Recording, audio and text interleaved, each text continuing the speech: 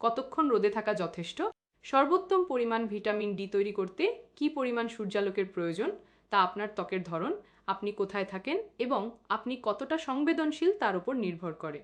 সবচেয়ে গুরুত্বপূর্ণ জিনিস হলো রোদে পুড়ে না যাওয়া।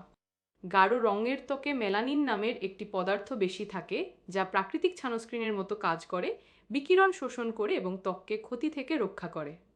এই সুরক্ষা শেষ পর্যন্ত ভিটামিন ডি সহজে তৈরি হতে বাধা দেয়।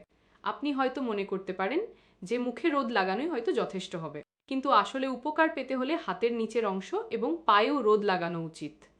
আকাশ মেঘাচ্ছন্ন থাকলেও বাইরে বের হলে কিছুটা লাভ হতে পারে, কারণ হালকা মেঘের ফাঁক গলে কিছুটা রশ্মি পেতে পারেন আপনি।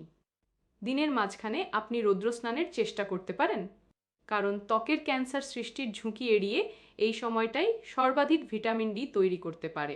ইউনিভার্সিটি অফ ম্যানচেস্টারের অধ্যাপক অ্যান ওয়েব জানান, দিনের মাঝামাঝি সূর্য যখন ঠিক মাথার উপরে, তখন ঘর থেকে বের হওয়াটা আপত্তিকর মনে হতে পারে, কিন্তু দুপুরের খাবারের সময় হাঁটা হতে পারে আপনার প্রতিদিনের ভিটামিন ডি ডোজ পাওয়ার সেরা উপায়।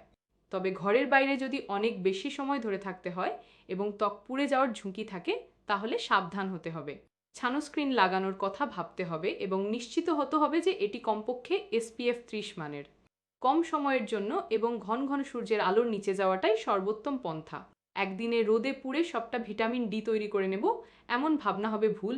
সংবেদনশীল বা স্পর্শকাতর ত্বকের ক্ষেত্রে বা এমন কোনো ওষুধ গ্রহণ করলে যা রোদের প্রতি সংবেদনশীলতা বাড়াবে, সেক্ষেত্রে আরও সাবধান হতে হবে।